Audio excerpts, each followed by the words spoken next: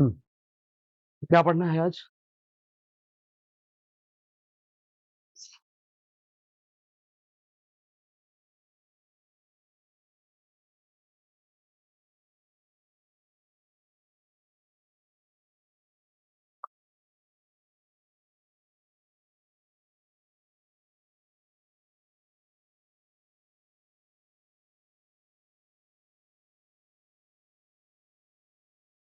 Committee चल रही थी, हाँ, समितियां चल रही थी। कितने लोगों का आज फर्स्ट डे है? ठीक है। पिछली क्लास में जो कुछ भी बताया गया है, कुछ पूछा जाए? पिछली क्लास में सबसे पहले हमने जो शुरू करा था, आपको कमेटियों के बारे में बताया था, कुछ समितियों के बारे में बताया था, और समितियों से जोड़ करके हमने कुछ उप समितियां बताई थी। ठीक, चलिए। तो उसमें जो हमने बताया था एडहॉक फ्लैग कमेटी के बारे में, इसके अध्यक्ष कौन है?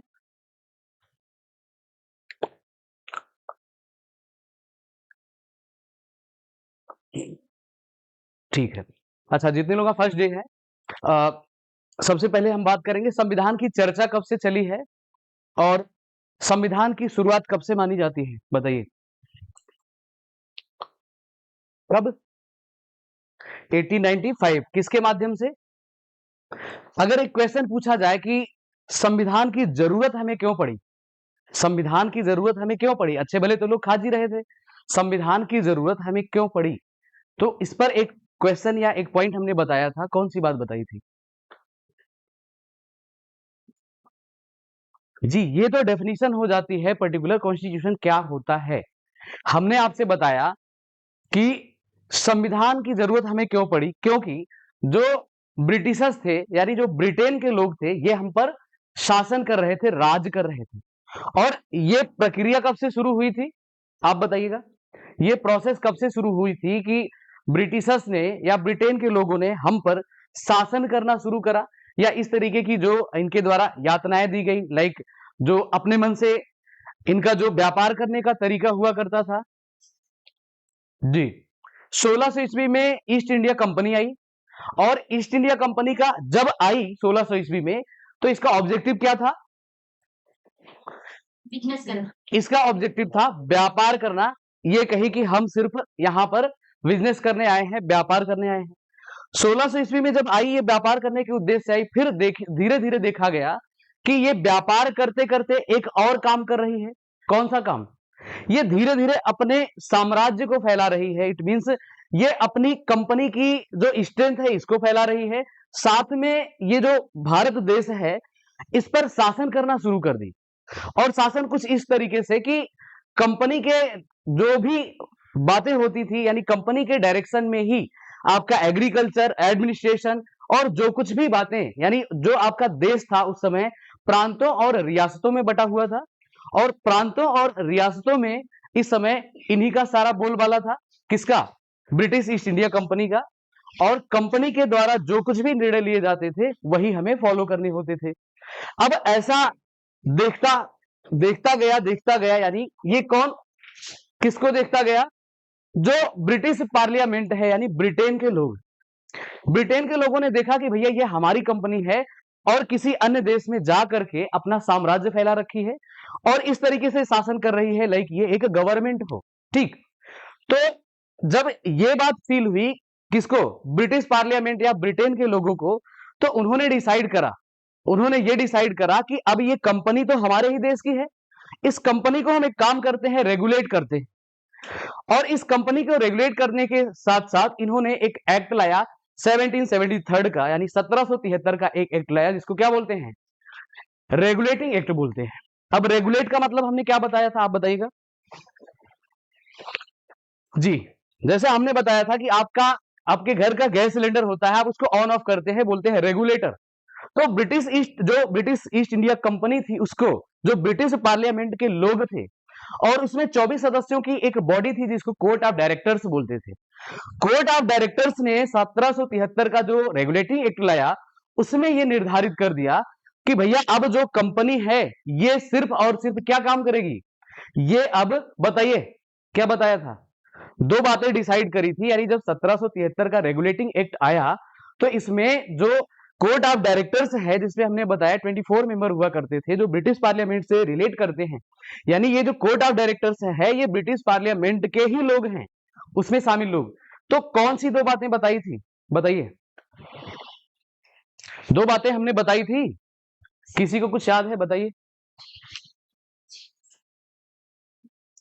ये बात तो इंडियन काउंसिल एक्ट 1813 में कहा था या 1813 वाले में कहा था, ये इसके पहले की बातें हैं। जो 1773 का रेगुलेटिंग एक्ट आया, इसमें कंपनी को कहा, कौन, ब्रिटिश पार्लियामेंट या जो कोर्ट ऑफ डायरेक्टर्स है, जो 24 मेंबर का कमेटी है, इसने ये डिसाइड कर दिया कि भैया आप पहले जिस ऑब्जेक्टिव से आए थे, किस ऑब्जेक्टिव से आए थे, बिजनेस करने यानी व्यापार करने आए थे, तो अब व्यापार ही आप करोगे। जो एडमिनिस्ट्रेशन का काम है या पॉलिटिकल एजेंडे जो है, इसको कौन देखेगा, इसको बोर्ड ऑफ कंट्रोल नाम की एक संस्था बनाई, जिसमें 6 मेंबर हुआ करते थे। किसने बनाई, कोर्ट ऑफ डायरेक्टर्स, जो 24 लोगों की कमेटी थी। इसी के द्वारा भारत में ईस्ट इंडिया कंपनी को रेगुलेट करने के लिए 1773 का रेगुलेटिंग एक्ट लाया, और इसी में बोर्ड ऑफ कंट्रोल बनाया, 6 सदस्यों की एक समिति बनाई, और कहा कि भैया जो कंपनी है, अच्छा जिन लोगों का पहला क्लास है कुछ कुछ चीजें नोट करते रहेंगे, बाकी संडे से रिवीजन चल रहा हुआ है, रिवीजन क्लासेस, तो अब सभी को एक साथ तो नहीं कराया जा सकता, बट मोटे मोटे तौर पर मैं आपको कुछ कुछ चीजें बता दे रहा हूँ, राइट।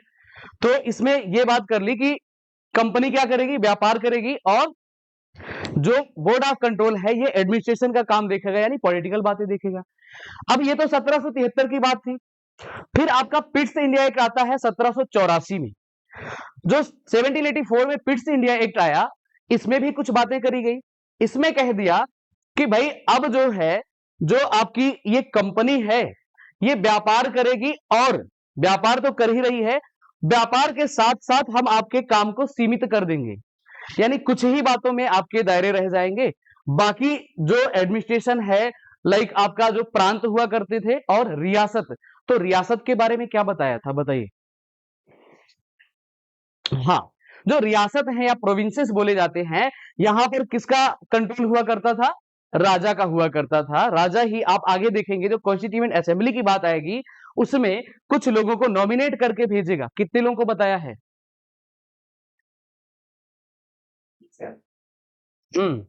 93 प्रिंसली स्टेट से हमने बताया है, देसी रियासतों से। ये इलेक्ट नहीं करे गए हैं, ये नॉमिनेट करे गए हैं। इलेक्ट और नॉमिनेट में क्या डिफरेंस है,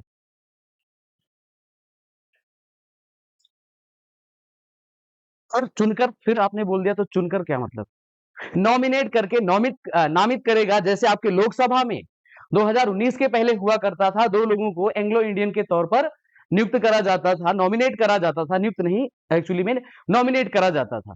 इनके लिए कोई इलेक्शन नहीं होता था, ये कुछ शिक्षा, स्वास्थ्य या कुछ वेलफेयर से जुड़े हुए व्यक्ति होते थे, इनको प्रतिष्ठित व्यक्ति बोल देते हैं, लिया जाता था, ठीक।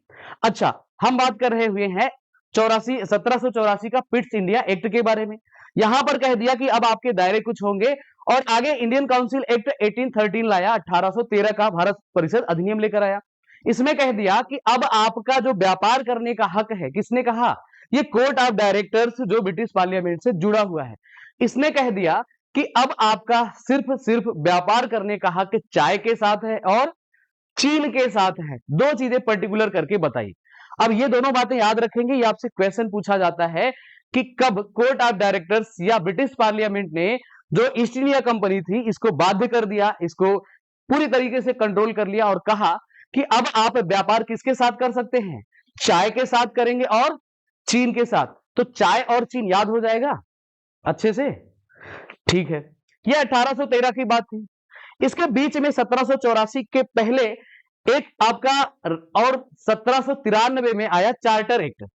ये व्यापार से जुड़ी बातें थी, इसलिए हमने एक साथ बताया।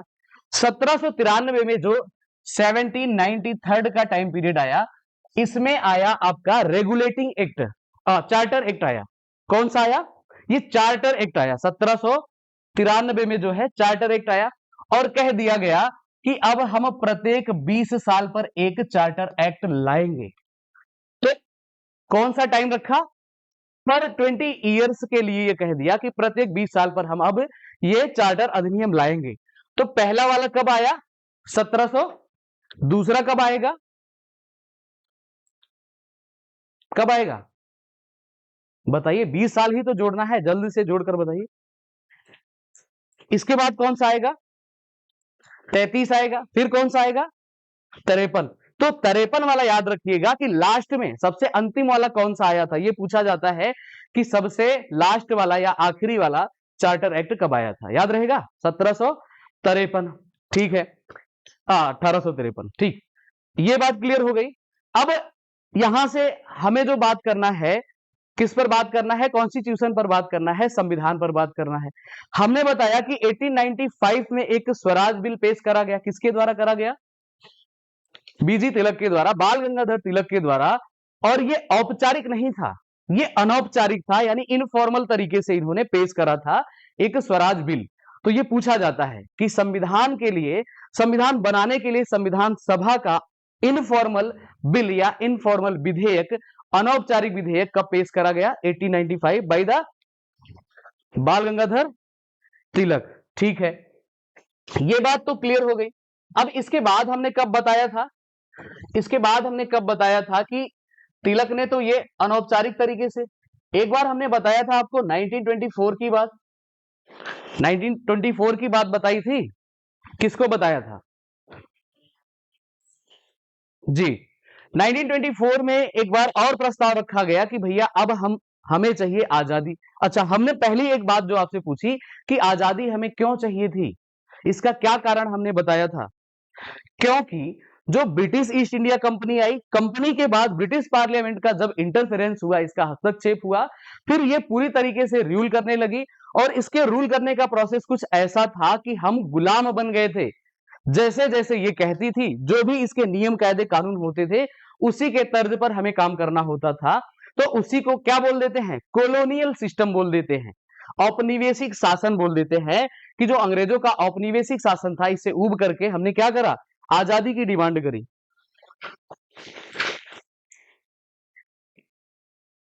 1924 में किसकी बात बताई हमने? बताइए, 1924 में किसकी बात बताई है? किसने इस बात का जिक्र करा है कि हमें आजादी चाहिए या संविधान सभा चाहिए? जी। अब ये सारी मांगे अभी तक जो थी, ये इनफॉर्मल थी। फॉर्मली कब जो है संविधान सभा की मांग करी गई, बताइएगा? फॉर्मली, औपचारिक रूप से ये टाइम पीरियड था 1934, जब एम.एन. रॉय के द्वारा, किसके द्वारा? इसको लिखते चलिए, अगर आपकी पहली क्लास, अगर आपको पता है पहले से तो ठीक है। ठीक, एम.एन. रॉय के द्वारा 1934 में डिमांड करी गई। इन्होंने क्या कहा? इन्होंने कहा कि अब हमें स्वराज्य चाहिए। पहली बात, स्वराज्य का मतलब क्या होगा, आप बताएंगे? स्वराज्य का मतलब क्या होगा? सत्ता हम अपने हाथ में कुछ। स्वराज का मतलब होगा कि अब हमारा अपना राज होना चाहिए। ये इसका वर्ड मीनिंग है, शाब्दिक अर्थ है। और इसका कंप्लीट मीनिंग हो जाएगा कि अब हमें अपने तरीके से अपने शासन, प्रशासन, जनता, हर एक चीज को हैंडल करना है। किसी भी बाहरी व्यक्ति का इंटरफेरेंस नहीं चाहिए। ठीक, इसके पहले एक और बात हमने बताई थी, मोतीलाल नेहरू का रिपोर्ट बताया था। कब लाया गया था मोतीलाल नेहरू का रिपोर्ट? 1928 में नेहरू रिपोर्ट आई। और इन्होंने क्या कहा? नेहरू रिपोर्ट में क्या मांग करी गई? कौन सा प्रपोजल रखा गया? प्रस्ताव क्या था? संविधान का अभी डिमांड नहीं होगा। संविधान का डिमांड एक्चुअली में, संविधान, पहले सुनिए, संविधान बनेगा कैसे? ये संविधान सभा के द्वारा बनाई जाएगी, राइट? तो सबसे पहले डिमांड किसकी होगी? कॉन्स्टिट्यूएंट असेंबली की होगी, संविधान सभा की होगी, ना कि संविधान की। उसके बाद बात आती है संविधान की। ठीक, अच्छा, अब नेहरू ने प्रस्ताव रख दिया। इसके बाद एक आपका नेहरू अनाउंसमेंट आता है 1938 में। ये कौन से नेहरू हैं? इसमें कंफ्यूजन हो जाता है, जरा याद रखिएगा। एक 1928 में आया, जो मोतीलाल नेहरू ने पेश करा था। ठीक, इन्होंने ये जो पेश करा था 1928 में, इसको क्या बोलते हैं? इसको मसौदा बोलते हैं, ड्राफ्ट बोलते हैं। ड्राफ्ट को हमने क्या बताया था, आप बताएंगे? ड्राफ्ट हमने क्या बताया था? हमने बताया था कि लाइक आप अपना घर बनवाते हैं तो आर्किटेक्चर से क्या करते हैं? एक इसके ये एक अपना घर का नक्शा बनवाते हैं। तो जो आपका ड्राफ्ट है, ये एक कच्चा चिट्ठा है, इस तरीके से आपको ध्यान रख लेना है, ठीक। अच्छा, 1938 में हमने जो पूछा, ये कौन से नेहरू ने रिपोर्ट करा है? ये पंडित जवाहरलाल नेहरू ने। इन्होंने क्या कहा इस रिपोर्ट में? इन्होंने क्या कहा है बताइए, क्या कहा था बताइए? आपने तो सारी क्लासेस ले रखी है ना, कंटिन्यू है आप। इन्होंने कहा कि जो हमारी कॉन्स्टिट्यूएंट असेंबली बनेगी ये वयस्क मताधिकार पर बनेगी, इसमें किसी भी ऐसे पर्सन को हम नहीं इंक्लूड करेंगे जो कैसा हो, बाहरी हो। पहली बात तो ये कह दिया। वयस्क मताधिकार का मतलब क्या बताया? हाँ, जो एडल्ट हो, जेन्युइन ऐसे व्यक्ति हो जो जनरली आप देखते हैं कि 14 से 18 की जो एज होती है, ये आधी तूफान माना जाता है आपके पेडागोजी में, या माना जाता है कि कुछ ऐसे डिसाइड लेते हैं लोग, ऐसे डिसीजन लेते हैं जो रिलेवेंट नहीं होते हैं। इसलिए उन्होंने इस बात का मेंशन करा कि कोई भी एक ऐसा पर्टिकुलर पर्सन नहीं होना चाहिए जो वयस्क ना हो। और इन्होंने इसी में एक और पॉइंट बोला कि जो हमारा संविधान सभा बनेगा, इसमें किसी भी बाहरी व्यक्ति की इंटरफेरेंस नहीं चाहिए, यानी बाहरी हस्तक्षेप को पूरी तरह डिनाई कर दिया, मना कर दिया। क्लियर है सभी को? ठीक। इसके बाद एम एन रॉय की बात आ जाती है। एम एन रॉय से पूछा जाता है कि एम एन रॉय किस पार्टी से थे? ये सीपीआई पार्टी से थे, कम्युनिस्ट पार्टी ऑफ इंडिया। तो कम्युनिस्ट क्या चीज है आप बताएंगे? कम्युनिस्ट क्या चीज है? अगर बोला जाए ये कम्युनिस्ट पार्टी से थे तो इट मींस क्या समझेंगे आप?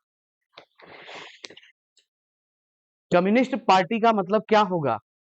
जो कम्युनिस्ट लोग होते हैं जनरली, ये एक ऐसे सोशल ग्रुप की बात करते हैं, एक ऐसे समाज की बात करते हैं जहां पर कोई भी कैटेगराइजेशन नहीं होता है। इट मींस ये बात करते हैं किसी भी वर्ग विहीन समाज की, यानी जहां पर कोई भेदभाव ना हो, ना जेंडर बायसनेस हो, ना कलर के आधार पर, ना जन्म के आधार पर, यानी सारे के सारे व्यक्तियों को एक जैसा देखा जाएगा। ये होता है कम्युनिस्ट।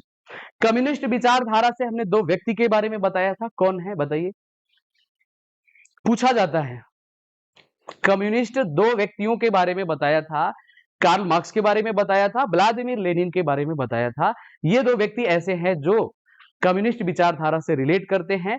और जो एम एन रॉय हैं, इनके बारे में पूछा जाता है ये किस पार्टी से बिलोंग करते थे, तो क्या बताएंगे? Communist party. ठीक है, यहां तक बात हो गई कंप्लीट। अब इसके बाद अगस्त प्रस्ताव कब आया है बताइए? 19 जो अगस्त प्रस्ताव आया है, इसमें प्रस्ताव क्या लेकर आया था और लेकर कौन आया था? बताया है सारी चीजें हमने। क्या प्रस्ताव लेकर आया था? ड्राफ्ट पर चर्चा। ड्राफ्ट की बात करी जाएगी तो ड्राफ्ट कितने पेश करे गए? ड्राफ्ट 3 पेश करे गए। ठीक, पहले लिखेंगे एक पॉइंट, इसी में एक पॉइंट लिखेंगे। ड्राफ्टिंग कमेटी ने संविधान के 3 ड्राफ्ट पेश किए, ये पूछा जाता है। ड्राफ्टिंग कमेटी ने संविधान के 3 ड्राफ्ट को ब्रैकेट में मसौदा, प्रारूप, ये भी लिख सकते हैं।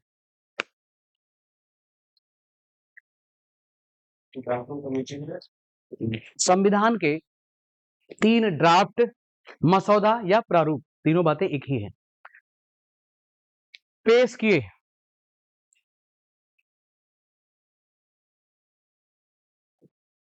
यहां तक सभी का क्लियर हो गया?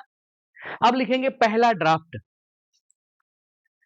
First draft. पहला ड्राफ्ट, ड्राफ्ट का मतलब तो एटलीस्ट सभी समझ गए हैं, अभी तक सभी को क्लियर है। पहला ड्राफ्ट लिखेंगे 21 फरवरी 1948। पहला ड्राफ्ट जो आया 21 फरवरी 1948। ये डेट याद रखिएगा, इसीलिए इस बात को हम बता रहे हैं, पूछा जाता है 21 फरवरी 1948। अच्छा, 21 फरवरी को कौन सा डे मनाया जाता है किसी को कुछ पता? डेज वगैरह भी एक क्वेश्चन आई थिंक पूछता होगा जीएस में। यस, मातृभाषा दिवस। क्लियर। इसमें लिखेंगे इसे लोगों के, इसमें लिखेंगे फर्स्ट ड्राफ्ट में इसे लोगों के डिस्कशन, यानी बातचीत, डिस्कशन और सुझाव या सुझावों के लिए, यानी लोग अपनी कुछ राय देंगे। कौन देगा? जो ड्राफ्टिंग कमेटी के मेंबर हैं, बाहर से कोई नहीं आएगा। सुझावों के लिए 8 महीने के लिए लाया गया।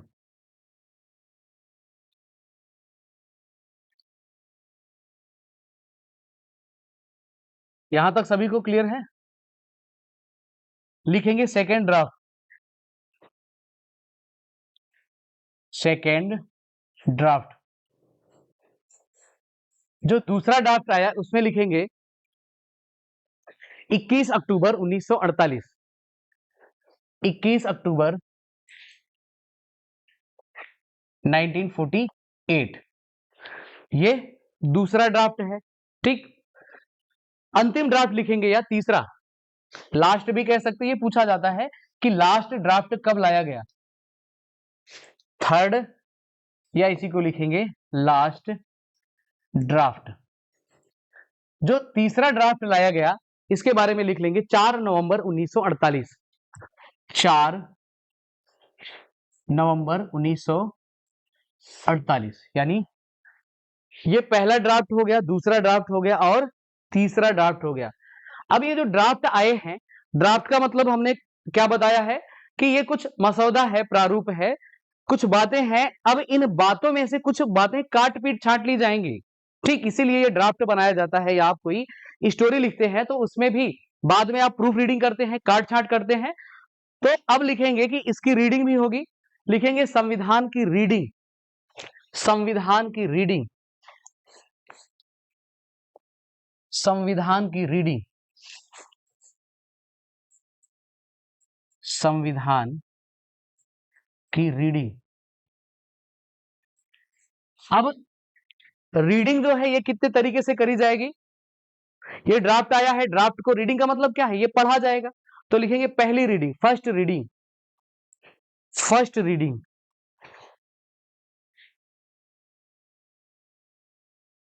पहली रीडिंग लिखेंगे 4 नवंबर से 4 नवंबर टू 9th ऑफ नवंबर 1948, यानी 4 नवंबर से ये 9 नवंबर चला 1948 में। कितने दिन चला? इसमें लिख लेंगे ब्रैकेट में, बताइए कितने दिन चला? कितने दिन चला है? 5 दिन चला है। इसके आगे एक पॉइंट में लिख लेंगे, इसमें बेसिक पॉइंट पर विचार करेंगे, यानी मोटे मोटे काम पर बात करी गई, बहस करी गई। बेसिक पॉइंट पर बात करी गई। यहां तक क्लियर है सभी का? लिखेंगे सेकेंड रीडिंग, यानी दूसरी रीडिंग कब करी गई? ये आपका 15 नवंबर से, लिखिए 15 नवंबर से 17 अक्टूबर 1948 तक।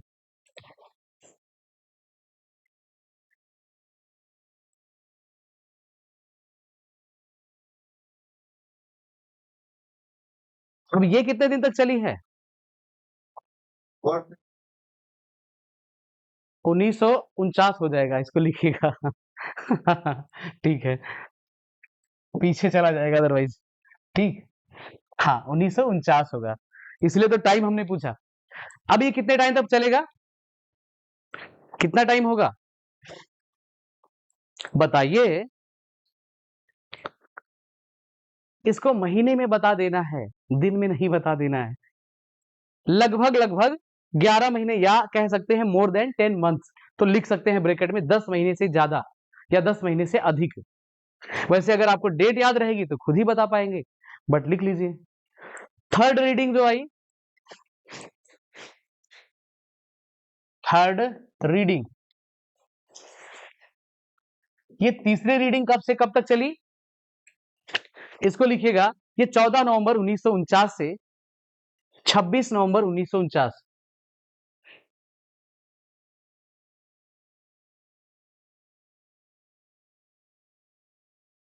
26 ऑफ नवंबर 1949। अब ये जो थर्ड रीडिंग थी, ये ब्रैकेट में लिख लेंगे फाइनल रीडिंग, यानी यही आखिरी रीडिंग थी।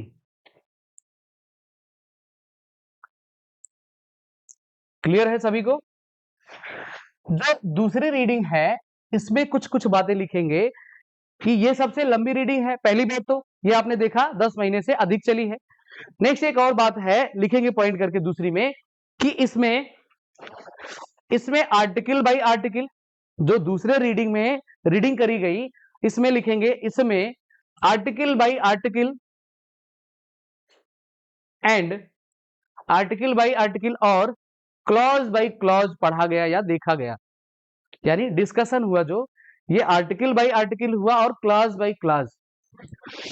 अब आर्टिकल बाय आर्टिकल का मतलब क्या है? आर्टिकल बाय आर्टिकल का मतलब है अनुच्छेदों को, एक एक अनुच्छेद पढ़ा गया। और क्लास बाय क्लास का मतलब क्या है?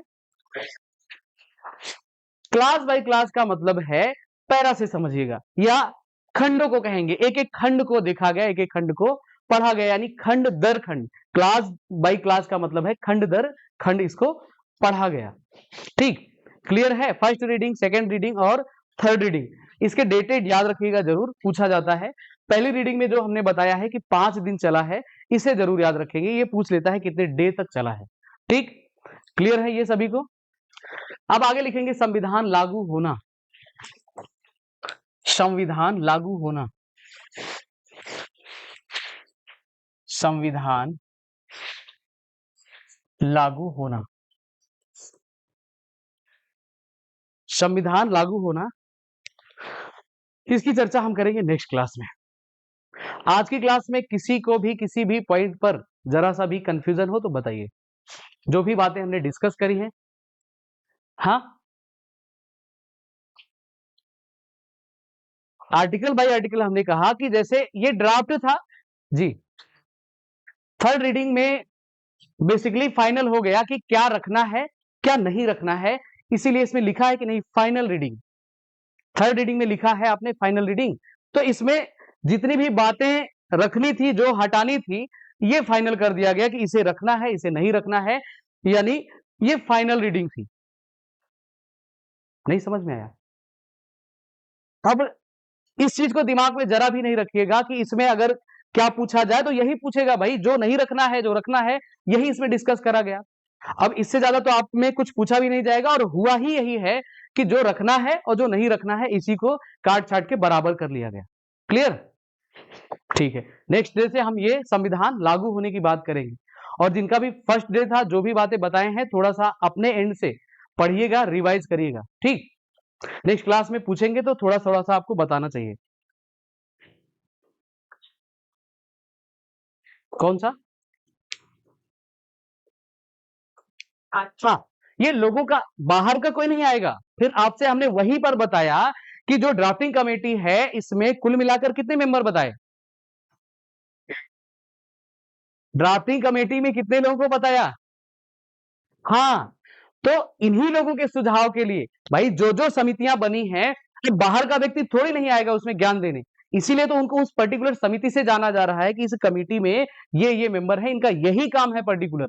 इसीलिए तो लोगों को बांट दिया गया है कि आप इसी पर ही विचार दे सकते हैं। तो जो 8 महीने चला, ये लोगों यानी उन्हीं के मेंबर के द्वारा डिस्कशन के लिए बनाया गया। ठीक, बात समझ में आई? अभी संशोधन की बात आगे हम करेंगे, इसमें बताएंगे कि जो एम.एन. राय का प्रस्ताव था, या इसके बाद जो संविधान में जो अनुसूचियां लाई गई, ये फाइनली जो फाइनल रीडिंग है, इसके बारे में भी कुछ एक पॉइंट्स हम बताएंगे कि कुछ लगभग 323 के आसपास धाराएं थी, अनुसूचियां थी, 14 या 16 के आसपास ये रखा गया। ये सारी चीजें हम बताएंगे, आपको कुछ अलग से परेशान नहीं होना है। जो पढ़ा रहे हैं, जो भी बात बता रहे हैं, उसमें कोई कंफ्यूजन ना हो, बस ये मैं चाहता हूं। ठीक है, चलिए, थैंक यू आज।